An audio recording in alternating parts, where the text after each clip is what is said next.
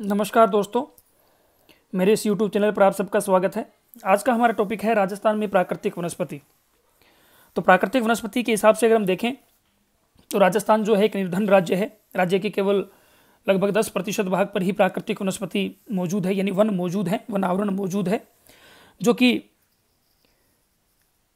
पारिस्थितिकीय दृष्टिकोण से अत्यंत ही कम है।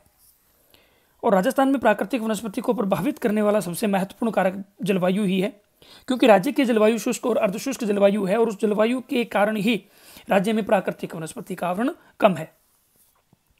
तो राज्य में जो प्राकृतिक वनस्पति है उसके यदि हम वर्गीकरण को देखें तो प्रशासनिक दृष्टि से राज्य में वनों को 3 श्रेणियों में व्यक्त किया जाता है। यानी सरकारी नियंत्रण के आधार पर यदि हम देखें तो 3 श्रेणियों में राजस्थान के वनों को हम बांट सकते हैं। आरक्षित वन, दूसरा है सुरक्षित वन और तीसरा अवर्गीकृत वन।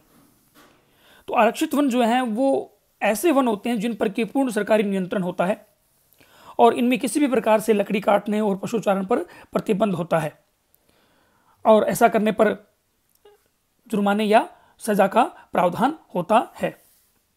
तो आरक्षित वनों को यदि हम देखें तो राज्य के कुल क्षेत्रफल के यानी कुल वन क्षेत्रफल के 37.63% भाग पर इस प्रकार के आरक्षित वन है, जिनके विकास की संपूर्ण जिम्मेदारी, जिनके संरक्षण की संपूर्ण जिम्मेदारी जो है वो राज्य सरकार पर है। दूसरे प्रकार के जो वन है वो हैं सुरक्षित वन। ऐसे वनों में लकड़ी काटने और पशुचारण की सुविधा सीमित रूप से दी जाती है, यानी राज्य सरकार जो है वो चयनित क्षेत्रों को स्थानीय निवासियों को लकड़ी काटने और पशुचारण के लिए प्रदान करती है और उसके बदले में कुछ राजस्व वसूल करती है।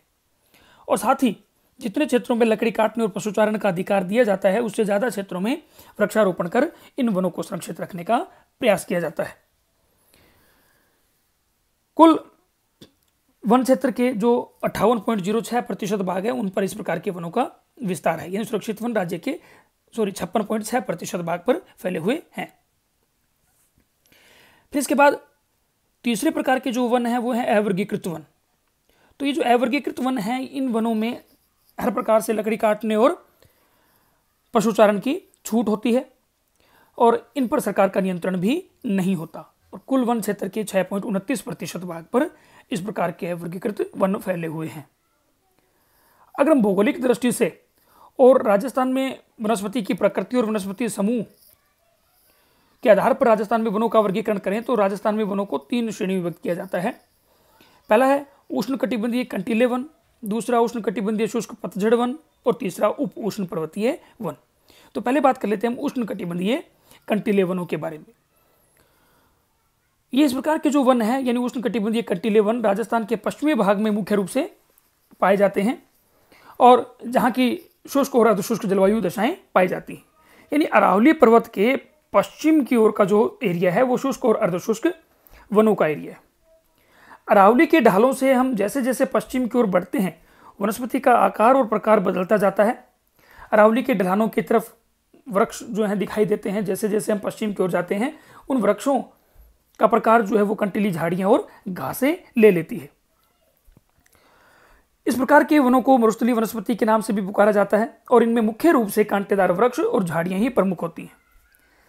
राजस्थान के इस पश्चिमी भाग में जो वनस्पति मिलती है उस वनस्पति ने यहाँ की भौगोलिक दशाओं के आधार पर अपने आप को विकसित किया है और उनमें कुछ महत्वपूर्ण विशेषताओं का विकास हुआ है, जैसे कि कांटों की अधिकता, छोटी पत्तियां, कठोर छाल, लंबी जड़ें, कम ऊंचाई।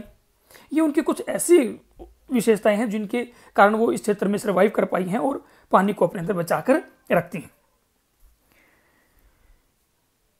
इन वनों का विस्तार जो है वो जैसलमेर, बाड़मेर, जोधपुर, नागौर, चूरू, सीकर, झुंझुनू, जालोर के क्षेत्रों में मिलता है। यानी पश्चिमी राजस्थान में पूरे में ही इस प्रकार के वन फैले हुए हैं और इनमें मिलने वाले जो वृक्ष हैं उनमें खेजड़ी, रोहिड़ा, बेर, बबूल, केर ये वृक्ष मुख्य रूप से इनमें मिलते हैं। लेकिन इसके साथ ही जो मरुस्थलीय कंटीली झाड़ियां या घासें हैं वो भी यहाँ मिलती हैं, जिनमें घासों में अगर बात करें तो सेवण और धामन घास होगी, वो इस क्षेत्र में पाई जाती है।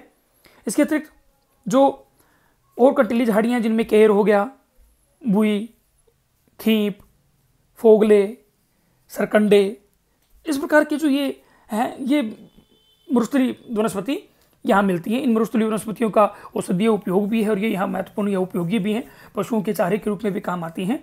तो ये वनस्पति यहाँ पर मिलती है। इनमें मिलने वाले वृक्षों में रोहिड़ा और खेजड़ी जो है बड़े महत्वपूर्ण वृक्ष हैं। रोहिड़ा को तो राज्य वृक्ष का भी दर्जा मिला हुआ है और खेजड़ी जो है बिश्नोई समाज में बड़े ही पूजनीय है। फिर इसके बाद जो दूसरे प्रकार के वन हैं वो हैं उष्णकटिबंधीय शुष्क पतझड़ वाले वन। ये वन अरावली पर्वत श्रेणी के उत्तरी और पूर्वी ढालों पर मिलते हैं, खास करके अलवर, भरतपुर, धौलपुर, सिरोही, उदयपुर, अजमेर, चित्तौड़गढ़ जिलों में। और ये जो वन है ये मुख्य रूप से मिश्रित वनों के रूप में दिखाई देते हैं। इनमें पूर्वी राजस्थान के कोटा, बारां, झालावाड़, बूंदी, सवाई माधोपुर, डूंगरपुर, बांसवाड़ा, चित्तौड़गढ़ इन जिलों में मिश्रित वन मिलते हैं। इन वनों में धोकड़ा, गुल्लर, आम, बरगद, प्लास, बांस, आंवला, ओक, थोर, केर, तेंदू, सेमल ये वृक्ष जो इनमें पाए जाते हैं। साथ ही साथ दक्षिण राजस्थान के कुछ भागों में डूंगरपुर, बांसवाड़ा का जो एरिया है वहाँ के कुछ भागों में सागवान जैसे उपयोगी वृक्ष भी मिलते हैं। आर्थिक दृष्टि से देखें तो राज्य के ये वन ही सबसे ज़्यादा महत्वपूर्ण है, क्योंकि चाहे इमारती लकड़ी हो या औषधीय महत्व की लकड़ी जो उत्पाद हो इन वनों से ज़्यादा प्राप्त होते हैं। तो ये हमारे राज्य में आर्थिक दृष्टि से सबसे ज़्यादा महत्वपूर्ण हैं। और तीसरे प्रकार के वन होते हैं उप उष्ण पर्वतीय वन। ये वन राज्य में केवल सिरोही जिले में आबू पर्वतीय क्षेत्र में मिलते हैं और इनमें सदाबहार और अर्धसदाबहार वनस्पति मिलती है। ये राजस्थान में वनस्पति का मैप है। पश्चिमी राजस्थान है, वहाँ शुष्क और अर्धशुष्क मरुस्थलीय वनस्पति। उसके बाद अरावली के आसपास का जो एरिया है, संपूर्ण अरावली लगभग यानी पूरा पूर्वी राजस्थान जो है उसमें मिलने वाली वनस्पति मिश्रित वन हो गए। और तीसरा जो सिरोही के आसपास का अंतिम जो एरिया है वो हो गया आपके पर्वतीय कुछ उप पर्वतीय वनों का। तो ये राजस्थान की वनस्पति हुई। आज मैंने वनस्पति कंप्लीट की है। धन्यवाद। आप मेरे चैनल को सब्सक्राइब कीजिए, लाइक कीजिए।